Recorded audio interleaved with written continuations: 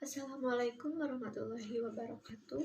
Perkenalkan, nama saya Siti Zahra Khairunisa dari Fakultas Hukum Universitas Surya Kencana, semester 2 kelas B.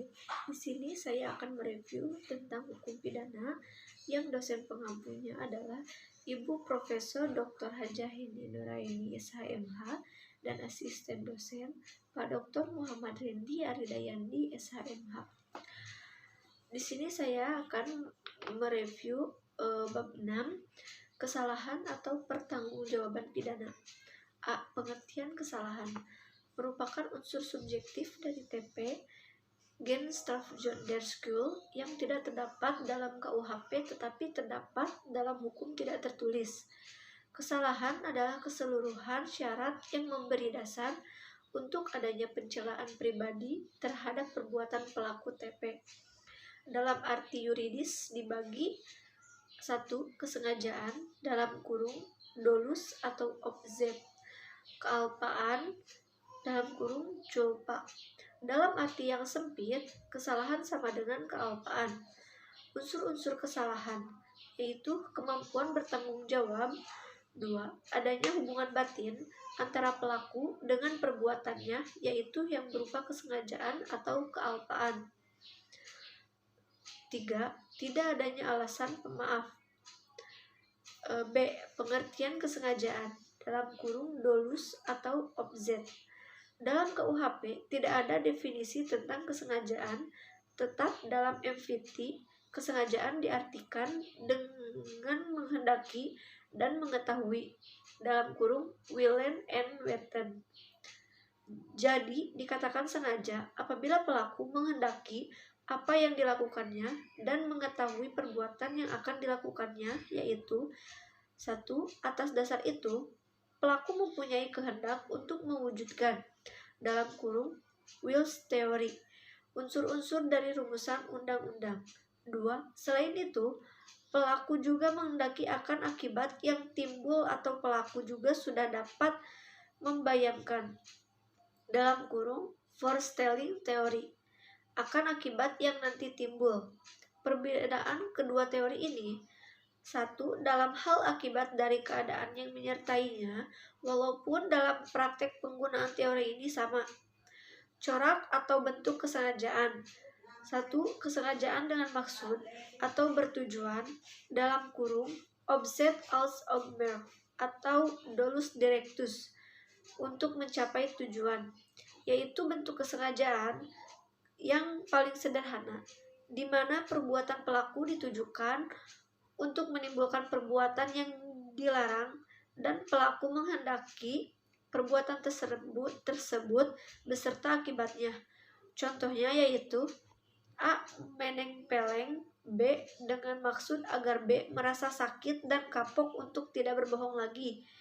2. Kesengajaan dengan sadar kepastian atau keharusan dalam kurung Opzet met zekerheid bewustzijn atau noodzakelijkheid bewustzijn.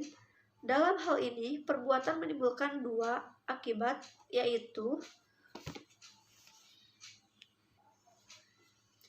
A. Akibat yang memang dituju oleh si pelaku, yaitu dapat berupa delik sendiri dalam kurung dilakukan sendiri, dan dapat berupa penyertaan dalam kurung deelneming.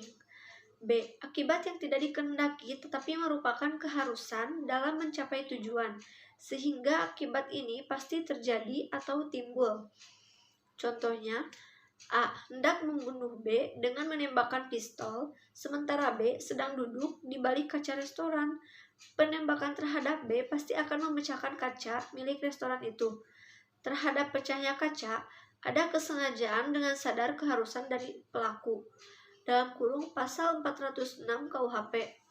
3. Kesengajaan dengan sadar kemungkinan atau bersyarat dalam kurung dolus eventualis atau non work delit object. Ada keadaan tertentu yang semula mungkin terjadi, kemudian benar-benar terjadi. Contohnya, Arreskuetart di kota Huizen, negeri Belanda.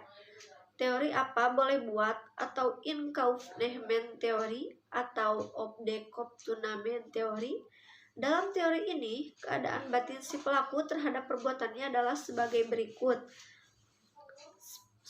Akibat itu sebenarnya tidak dikehendaki, bahkan pelaku benci atau takut akan kemungkinan timbulnya akibat tersebut. B. Akan tetapi, meskipun demikian ia menghendakinya, namun apabila keadaan atau akibat itu timbul, apa boleh buat hak itu diterimanya juga. Ini berarti pelaku berani memikul resiko. Sifat kesengajaan 1. Kesengajaan berwarna atau bos objek atau dolus malus. 1. Sengaja melakukan perbuatan dalam kurung dolus malus berarti sengaja untuk berbuat jahat dalam kurung bos offset. Jadi kesengajaan perlu ada kesadaran dari pelaku terhadap perbuatan yang dilarang. 2. Dengan kata lain, kesengajaan berarti kesadaran dari si pelaku terhadap perbuatan melawan hukum. 3. Atas dasar itu, kesadaran menjadi syarat untuk dapat dipidananya pelaku. 4. Ajaran ini sudah tidak dianut lagi karena memberikan beban yang berat kepada penuntut umum dan terutama hakim. 5. Dalam ajaran ini, hakim harus membuktikan bahwa pelaku dalam melakukan TP selain menghendaki perbuatannya, juga mengetahui dan menyadari bahwa perbuatannya dilarang dan diancam dengan pidana oleh undang-undang. 2. Kesengajaan tidak berwarna dalam kurung clause object, yaitu 1. Untuk dapat dipidana, pelaku cukup hanya dengan menghendaki perbuatannya dan tidak diharuskan mengetahui atau menyadari bahwa perbuatannya dilarang dan diancam dengan pidana. 2. Ajaran inilah yang dianut oleh undang-undang atau hukum pidana Indonesia. Unsur-unsur kealpaan yaitu 1.